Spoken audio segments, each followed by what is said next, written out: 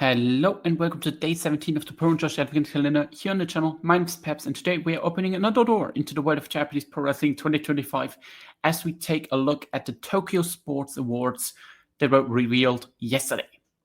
The Tokyo Sports Awards are the most prestigious awards in all of Japanese wrestling, and there are a combined 8 awards voted by just 19 voters from the media and Ketokubashi. In this video, I will be covering all 8 awards, talk about the voting, and give my reaction to it. So let's just jump into the video and start with the first award, and it's going to be the big one, the overall MVP. The overall MVP was the most discussed it has been for years, because especially Stardom put their name up in front with Saya Kamitani's incredible run that they had, but also Osawa and Pro Wrestling Noah tried really hard to push their name in the media. And that shows a lot about how the voting kind of works. Well, or how the entire thing kind of works in Tokyo Sports. It's more or less just promotions throwing out their top name for the MVP award, and then 19 panel voters just decide who is going to be the one that is going to get the award. And this year, the 19 voters didn't choose a New Japan name. They didn't choose a male name, which is a surprise to begin with. They chose Stardom's Saya Kamitani. And it's well deserved to take this away. I don't think, whatever I say right now, I don't think there should be any kind of argument that the award shouldn't go to Saya Kamitani. There are so many reasons that we'll mention now that should be mentioned that. But before we talk about a little bit about the results and how the voting works and how the working played out here with the example. So the working just works that you need a majority vote of the 19 people to get the award. So from 19 people, at least 10 need to vote for you. If 10 don't vote for you, it's just, as an example, 9, like we will see later, you will get into a sudden death voting between the first and the second one. It doesn't matter if the first one just has, if the first one has, 9 votes and the second one has 5 votes, it doesn't matter. They still go into the sudden death vote, and where the one that gets more votes there gets awards. Here, we had 5 candidates: Konosuke Takeshita, Hiroki Goto, Osawa, Hiroshi Tanahashi, and of course the winner, Saya Kamitani. Saya Kamitani won with 11 out of 19 votes. And while this doesn't sound much, it's still a big part of the majority, because a lot of these media event members don't really watch too much Joshi. I would at least assume so, at least from the coverage. It's more New Japan focused. So you would expect a lot of them to just vote for New Japan wrestlers, and that is how it normally goes. As an example, the second place was not Osawa, was not Hiroki Goto, was not Konosuke Takeshita, who finished last with 0 votes. It was Hiroshi Tanahashi with 5 votes, who his entire argument was on being on his retirement run. And that is, in the end, what people decided against, and they decided for Saya Kamitani. And the arguments for Saya Kamitani are so obviously clear that you just gotta vote for her. She, in terms of attendance, brought the most attendance to Stardom in history. It's the first year they will break 100,000 tickets sold ever. They were closed in 2023, but the end went kind of flat. So this year is going to be the first one they will actually pull this off.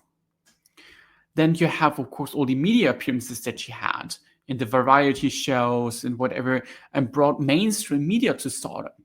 The overseas impact that she has, even though it doesn't count too much into that, but overseas, I feel like Stardom is getting watched much more on this with Saya Kamitani as a top champion. The attendance, of course, has risen all over the place. The pay-per-view buys likely went up as well. Everything in terms of the pure business just speaks for Saya Kamitani.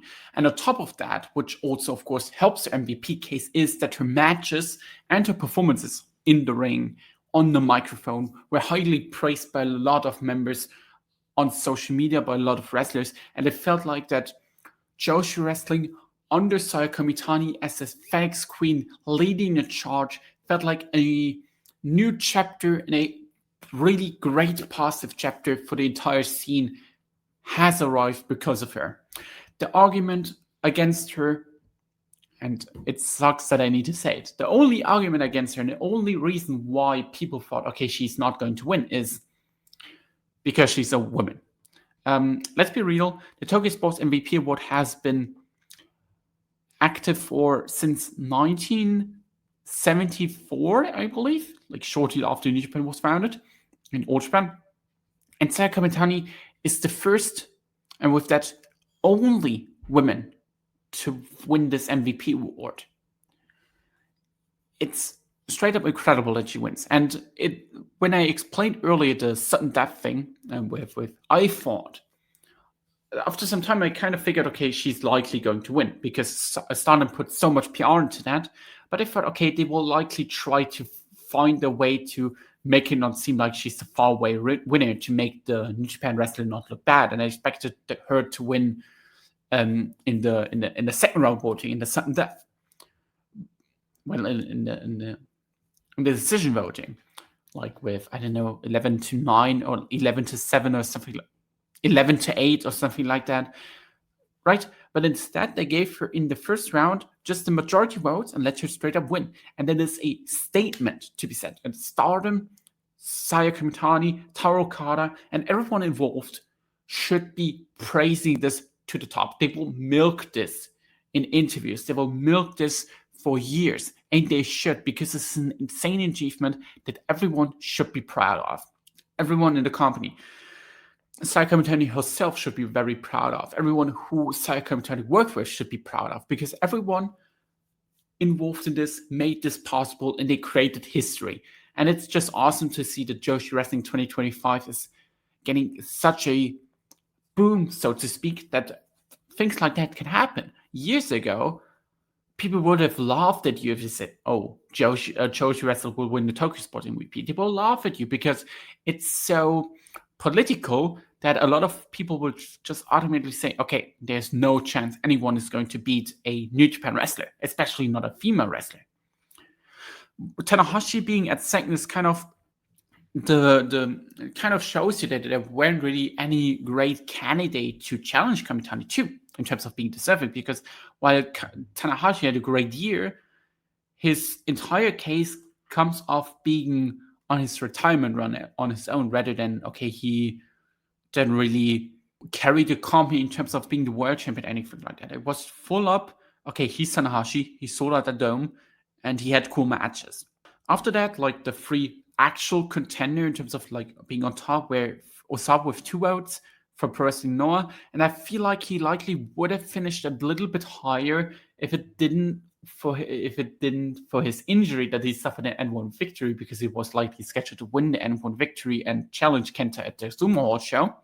At least that's what I still think, because the entire thing around Masaki Kitamiya still feels weird to me.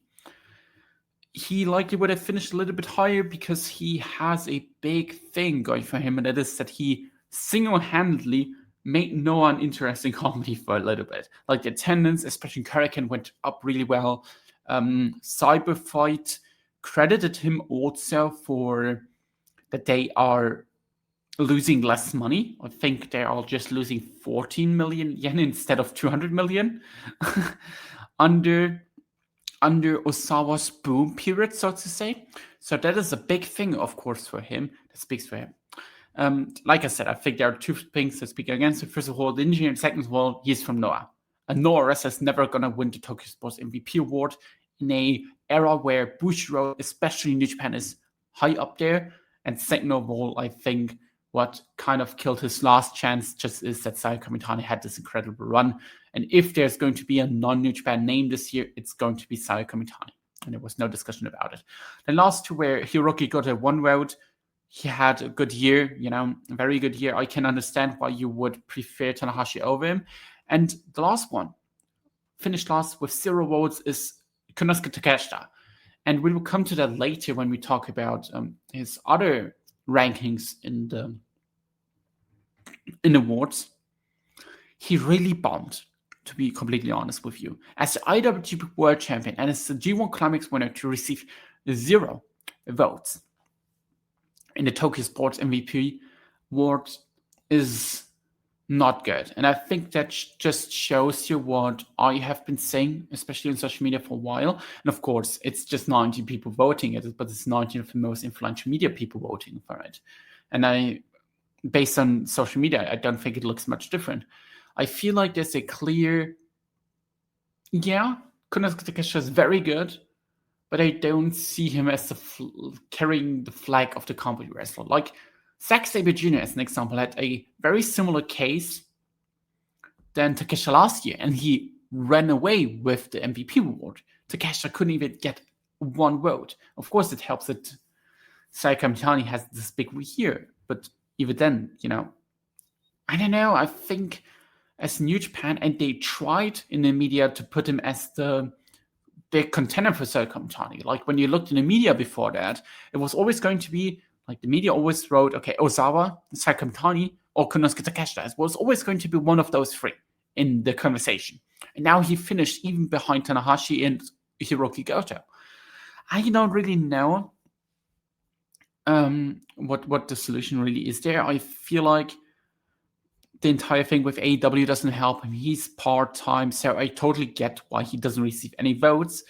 But it still shows you that maybe putting so much behind Takeshita didn't really work out from a Tokyo Sports Award standings.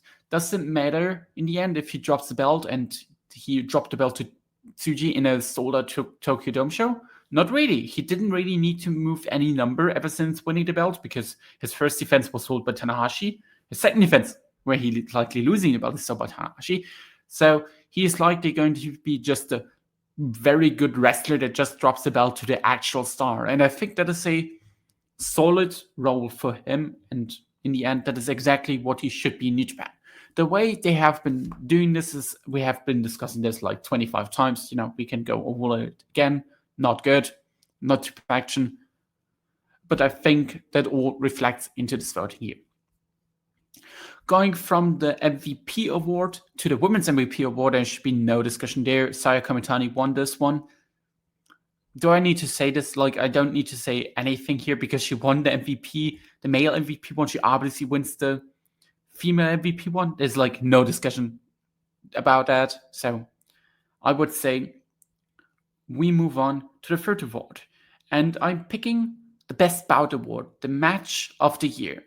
In the past couple of years, the Match of the Year has always been, well, not really the best pure in-ring match, but always a match that meant more for either the promotion or from an emotional standpoint or something like that. Like Hiroki Goto vs. Yota Tsuji, the match that I won last year in the New Japan Cup final, felt like a beginning of a new era at that point. 2023, it was the Great Muta vs. Shinsuke Nakamura, which is like, do I need to say why this won?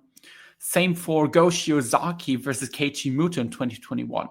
And there was a stretch, especially when Kazuchika Okada won it like every year from 2016 to 2020 on, where it was just the greatest Kazuchika Okada match that you can come up with. But there's always a little bit of emotional side to it. If it's like, for example, the Tenryu versus Okada retirement match, won it in 2015, or the matches we mentioned later on. And I think that kind of played the role in the winner of the 2025 award. And after a second round voting against Gabe Kidd and Kenny Omega, it was a Pro Wrestling Noah match. From January 1st, 2025, it was Osawa versus Kaito Kiyomiya for the GHC heavyweight title. The beginning of the Osawa era, the beginning of the Osawa boom. And if you watch this match now, I don't think you really understand why this is up there. And I totally understand it. It's not a special match in a sense of it being so great from in-ring work. It's just the entire thing around it. With the Osawa coming in as the heel, getting cheered by the fans over the babyface Kaito Kiyomiya, and then the shocking moment that Osawa just wins the belt and starts a new era. Everyone who watches live remembers how they watched this live, because it was just so memorable to see everything that went down there. How people just rooted for Osawa in the venue and everything like that. It was incredible. For the voting, we had In the second round, of course, it won with 10 votes against Gabe Kidd and Kenny Omega with 8 votes. In the first round, it got 9 votes, so only one vote shy from getting the majority vote in the first round. We had, as an example, other votes. Joshi Ozaki vs. Kenta Miyahara with 1 vote. Konosuke Takeshita vs. Eva from G1 final with 0 votes. Gabe Kidd versus Kenny Omega that got second and got 5 votes, as an example. Zack Sabre Jr. versus Hiroki Goto, one of my favorites, got 2 votes. Saya Kamitani versus Tam Nakano, career versus career match, got 1 vote. And Dansha Cardina versus Hiroshi Tanahashi got also 1 vote. I personally would have go with Zack versus Goto because I think the emotional side is there just so strong with the entire Goto movement and the Goto getting the moment after so many years that you just kind of need to vote for it, in my opinion. But I get it, because I mentioned it, it's a political vote in the end. So Osawa, as this big name who kind of shaped 2025 Japanese pro wrestling from the man's side, nearly more than anyone, gave Noah this big hype, he was always going to get one of the awards. And they decided, okay, we are giving him the Match of the Year vote. And I totally get it, because it's a match that changed pretty much the entire company, so to speak. And I think that is just fair from that perspective. It's not going to be the match that stands out in terms of like any Match of the Year contenders when I'm doing it or when the average fan is doing it. But if you're just looking at the perspective from what impact the match had on the entire year of pro wrestling Noah, I can more or less totally understand this decision. Personally, like I said, I think that both Gabe Kidd and Kenny Omega and Zack and Goto have a better shot, in my opinion, especially Gabe and Kenny Omega, of course, have the thing on top that they made Tanahashi cry, and it kind of nearly led to a boom period with Gabe Kidd or Tsuji at the big Osaka show. Still, from the points I mentioned, you can't really argue against the choice they made.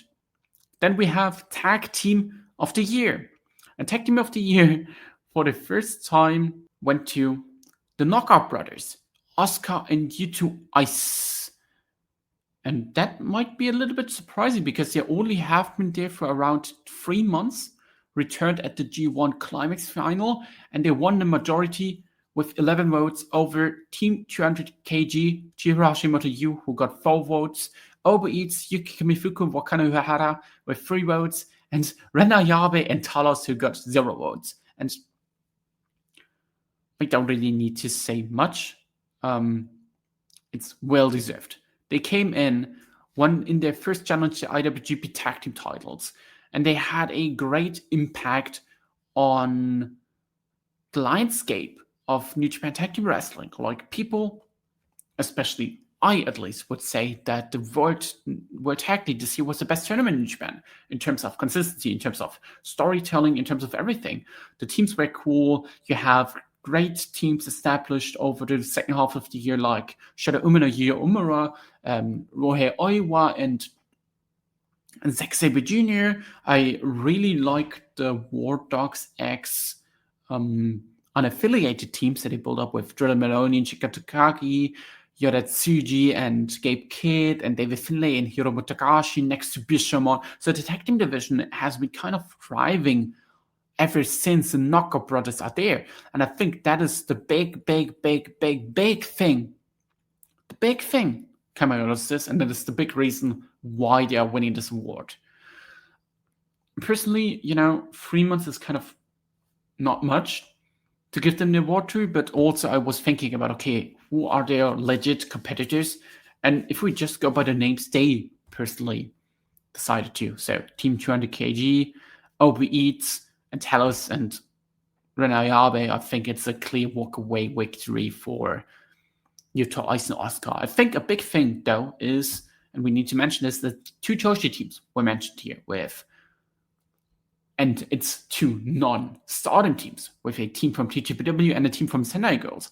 I think that also just proves once again that Joshi Wrestling has been getting more shiny these kind of awards, and that's a good thing.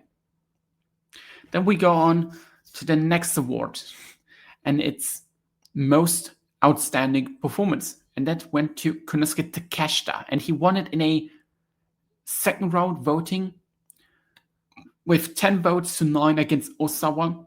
Other people nominated were was then Hiroshi Tanahashi, so the 3-1 who missed out on being the male MVP were nominated here.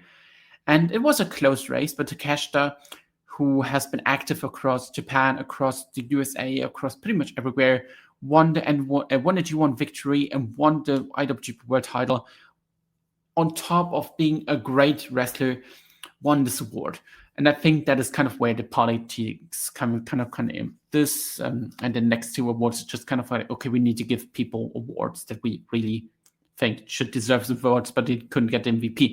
And I think they chose the right one here with Takeshita. I think nobody in Japan, maybe outside of Sexy Jr., feels more like an outstanding performance guy than Takeshita. Takeshita just in-ring was incredible. His IWGP defense were great. His number 1 title run were great. Like whenever he is in a ring against anyone in Japan or even in America, even though I'm unsure how much it counts, I'm counting it anyway now. You just see this guy is one of the top 5 best wrestlers in the company, in the world, not just in New Japan, in the world. So I totally understand it from that point. I'm kind of, surprised he beats Osawa. I was like, okay, maybe Osawa gets at least 1 single vote, but he missed out on 2 single awards by just in the shootout in the second round. And the other one he lost in the second round to was the skill award, and that went to Hiroshi Tanahashi, where he won in the second round, like I mentioned, over Osawa with 12-6 votes. Osawa won the first round actually, but only got 6 votes. He was tied together with Hiroshi Tanahashi, who got 5 votes, and Hiromu Takahashi, who got also 5 votes. Shun Skywalker, Minoru Suzuki, and Kuroshio Tokyo Japan, for some ungodly reason, all got 1 vote. So then we had a runoff vote between Hiromu Takahashi and Hiroshi Tanahashi to decide who is the second place and faces then Osawa in the second round. And it was Tanahashi who won this one, and he then also got voted over Osawa to win the award. And I get it. Tanahashi, ahead of his retirement, fought singles matches against top stars down to young lions from New Japan. Noah, DDT, Dragon Gate, Freedoms, pretty much everywhere in the country. And his skills were honored that he had for the last 25 years and his contribution to pro wrestling. It's definitely similar to Takeshita. We wanted to give Tanahashi an award, and I think they found a really good award for this. This award just screams Tanahashi even if it's in 2025, even if Tanahashi in 2025 isn't like the best wrestler in the company, I can understand why they chose him for that one. Good for him that he wins the award. He has a chance to win an award next year with his match against Kazuchika Okada as the MVP vote, as the best pair vote, and I would imagine a lot needs to go wrong that they don't get this one. Then we go to Fighting Spirit. And I expected that, I don't know, someone from Osawa or someone from All Japan wins this, because it's normally an award, so for All Japan or for Pro Wrestling Noah or for DDT gets it. But it was another Joshi wrestler. And that is a big surprise, because it was not a Joshi wrestler that is backed by any company. It was Sari, another freelancer, and it's the second year in a row that Sari gets an award. Last year, she won the Pro Wrestling Women's MVP, and this year, she wins the Fighting Spirit Award and is the first female wrestler to win a Fighting Spirits Award. And what shouldn't be understated compared to the other awards where they kind of said, okay, it's kind of to make these people happy and then make the company happy. Here, on the other hand, it's that Sari got this award without having any company backing her. Like, neither Stardom, neither Marigold, neither Senegals, neither Seedley, or whenever she competed, really is like, okay, we need to please this company, so we give Sari the award. It just means, in other words, that she got the award because the people voting actually believed that she deserved one, rather than because she's backed by the company and maybe put pressure on the media in, I don't know, interviews, anything like that. And it just shows you how great Sari's 2025 has been and how great Sari is, that she has become so undeniable that Tokyo Sports decided to give her an award that is normally a safe spot for one of the other male companies. And she won it in a second round vote over Hiromu Takahashi. After the first round, Sari was leading with 6 votes. Osawa had 4 votes. Once again, Osawa being in there. Shin Skywalker 1 vote. Hiroshi Tanahashi had 3 votes, and Hiromu Takahashi had 5 votes. And then the run vote of Sari got 11 votes, with that a majority. And she made her presence felt pretty much everywhere where she was. And that rightfully gave her this award, in my opinion. Totally understandable. She really deserves this one, and I think it's, outside of Saya Kamitani, the most deserving one. And it's great, because between her and Saya Kamitani, seeing Joshi wrestlers getting so undeniable, the Tokyo Sports need to give them awards and are normally safe spots for male wrestlers is just great. And that is exactly what you want to see. And it once again proves to you that there is something coming, something brewing with Joshi wrestling, not only in terms of attendance, but also in terms of acceptance by the media. Then we are talking about the last award of this, as we will be talking about the newcomer of the year, the rookie of the year. And the rookie talk is always a bit weird, because I believe they don't really have a real criteria. It might be 2 years, but they never really stated it. At least I don't find anything on it. And this year, it was a really close year in the talks up to that, because there were so many rookies that people were talking about. Okay, they could win it, like a Seki Akatsuki, like a Sarah Yamaoka, like a Homare. None of them got any votes.